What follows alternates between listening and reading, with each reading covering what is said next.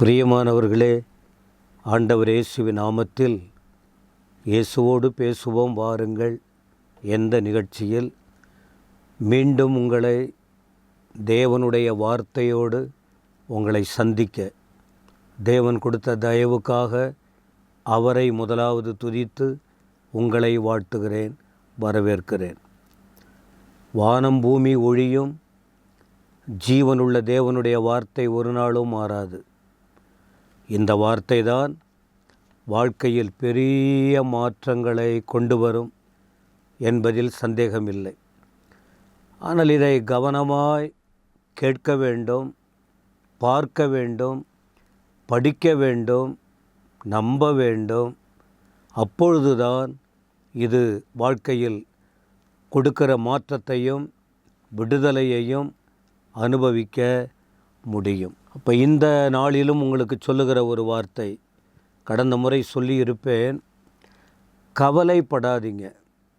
கவலைப்பட்டு இன்னும் அதை விட்டு வெளியே வராமல் நாம் இருக்கிறோம்.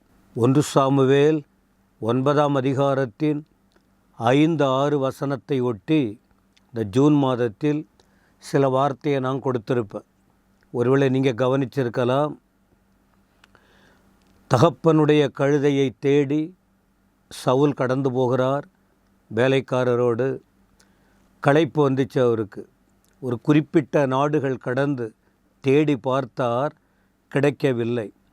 அப்பொழுது அவருக்குள்ளே ஒரு யோசனை, என்னுடைய தகப்பன் காணாமற் போன கழுதைக்காக கவலைப்படாதபடிக்கு நம்ம திரும்பி போயிடுவோம் வான்னு சொன்னார். தகப்பன் கவலையை படாதபடிக்குன்னு. அப்போ அதன் பிறகு வேலைக்காரன் ஒரு வார்த்தை சொன்னார், அது வேறு ஒரு செய்தி. அப்போ அதனால் கவலையை விடுவோம் அப்படின்னு அவர் சொன்னார். அப்போ இன்றைக்கி நாம் கவலையை விடாமல் அப்படியே பிடிச்சிக்கிட்டு இருக்கிறோம். கவலையை விட்டு திரும்பி போவோம் அப்படின்னு சொன்னார். அப்போ எவ்வளவு நாள் நாம் கவலையோடு பாரத்தோடு அழுத்தப்பட்ட நிலையில் வாழ்க்கையில் இருக்க முடியும்? கவலைக்கு பல காரணங்கள் வரலாம். ஆனால் அதையே நினச்சிக்கிட்டு இருந்தால் என்ன ஆகுது? அப்போ கவலையை விட வேண்டுமானால், கவலைப்படாது இருக்குமானால் ஒரு 2 காரியம்தான் உங்களுக்கு சொல்கிறேன். அறிந்த வசனம், கேட்ட வார்த்தைகள் என்ன? 1 பேதுரு 5:7, அவர் உங்களை விசாரிக்கிறவர் ஆனபடியால் உங்கள் கவலைகளை எல்லாம் அவர் மேல் வைத்து விடுங்கள். நாமளே சுமந்துக்கிட்டு இருக்க வேண்டிய அவசியமில்லை. இறக்கி வைப்பதற்கு நல்ல வாய்ப்பு இருக்குது. பல விதங்கள், பல வழிகள். எந்த காரியத்திற்கு கவலைப்பட்டாலும், ஏன்னா கவலைப்படுவதற்குரிய வாய்ப்பு நிறைய இருக்குது. அநேக விஷயத்தை வரிசைப்படுத்தி சொல்ல முடியும். கவலைக்கான காரணங்கள், பணப்பிரச்சனை இருக்கும், சுகவீன காரியம் இருக்கும், வீட்டு பிரச்சனை இருக்கும், திருமணத்தை குறித்த கவலை இருக்கும், பிள்ளைகளின் வளர்ச்சியை குறித்து, எதிர்காலத்தை குறித்து. நம்ம சொல்கிற வார்த்தையை சிலர் கேட்க மாட்டாங்க. அதை குறித்த கவலைகள், பாரங்கள் பெரியவர்களுக்கு. பிள்ளைகளை குறித்ததான வருத்தம், பெற்றோரை குறித்ததான கவலை, மனைவியை குறித்ததான கவலை, உடன்பிறப்புகளை குறித்த கவலை, பெற்றோரை குறித்த கவலை, எல்லாரை குறித்த கவலைகள் அநேகருக்கும். ஊழியத்தை குறித்து, ஆத்துமாக்களை குறித்து, சபைகளை குறித்து, வியாபாரத்தை குறித்து, தொழிலை குறித்து, இப்படி பல விஷயத்தில் வருஷப்படுத்தி சொன்னால் நிறையா பட்டியலிட்டு உங்களுக்கு சொல்ல முடியும். சரி, கவலைப்படுறதுனால என்ன சாதிக்க முடியும்? ஒவ்வொரு நாளும் காலையிலிருந்து ராத்திரி வரைக்கும் பல காரியம் உள்ளத்தில் வந்து தங்கி மனதை பாதிக்குது. அதை விட்டு வெளியே வர முடியாமல் தடுமாற்றம் இருக்குது. சரி, அப்படி இருந்தால் அதிலிருந்து எப்போ தான் விடுதலை பெறுவது? எப்போ விடுதலை ஆவது? ஒரு நல்ல நிலைக்கு எப்போ திரும்புவது? இப்போ கவலை சரீரத்தை ஒடுக்கும், ஆத்மாவை ஒடுக்கிடும், பல கஷ்டங்களுக்குள்ளே வியாதிக்குள்ளே கொண்டு போயிடும். என்னத்தை சாதிக்க முடியும்?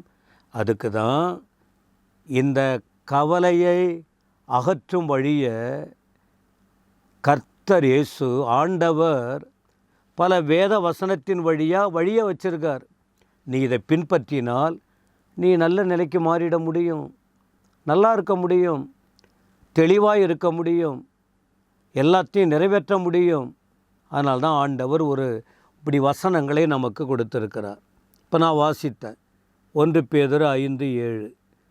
பேதுரு சொல்லுகிறார், அவர் தான் உங்களை விசாரிக்கிறார். என்னென்ன பிரச்சனையில் என்னென்ன கவலைக்குள்ளே மூழ்கி கிடக்கிறீங்க?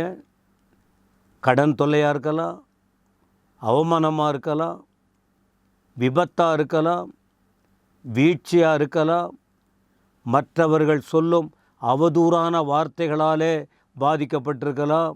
இப்படி அநேக விஷயங்கள். அப்போ பவுல் இவையெல்லாம் அறிந்து தான் சொல்கிறாரு, இது இயேசு கிறிஸ்துவை ஏற்றுக்கொண்டவர்களுக்கு மட்டும் இல்லை, எல்லாருக்குமே.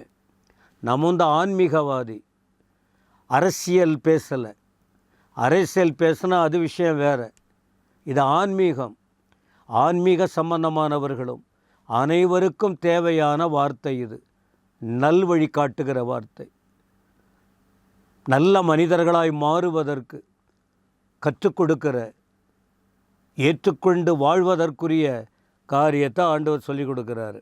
அவர் உங்களை விசாரிக்கிறவர். விசாரித்தல் புரியுதா உங்களுக்கு? யாருமே இல்லை என்கிற ஏக்கமும் வேதனையும் இருக்கும்போது ஆண்டவர் சொல்கிறார், ஆண்டவரை அவர் விசாரிக்கிறார். ஏன்னா பேதுரு வாழ்க்கையில் பல சந்தர்ப்பத்தில் பல இடத்துல போய் பாடுபட்டுக்கிட்டு இருந்தார். ஊழியத்தின் பாதையில் பல விஷயத்தில் ரொம்ப கஷ்டப்பட்டுக்கிட்டு இருந்தார். ஆனால் தேடி போய் பேசினார்.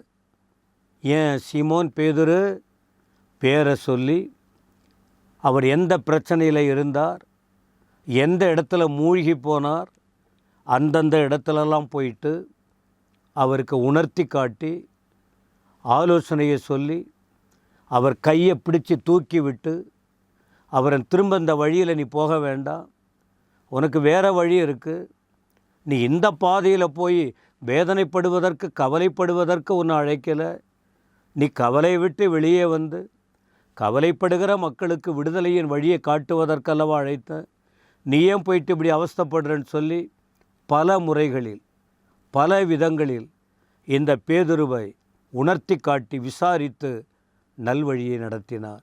அதனால் அந்த அனுபவத்தை வைத்து இப்போது கண்ணீரோடும் கவலையோடும் பாரத்தோடும் இருக்கிற பிள்ளைகளுக்கு பேதுரு சொல்லுகிறார், அவர் உங்களை விசாரிக்கிறவரானபடியால்.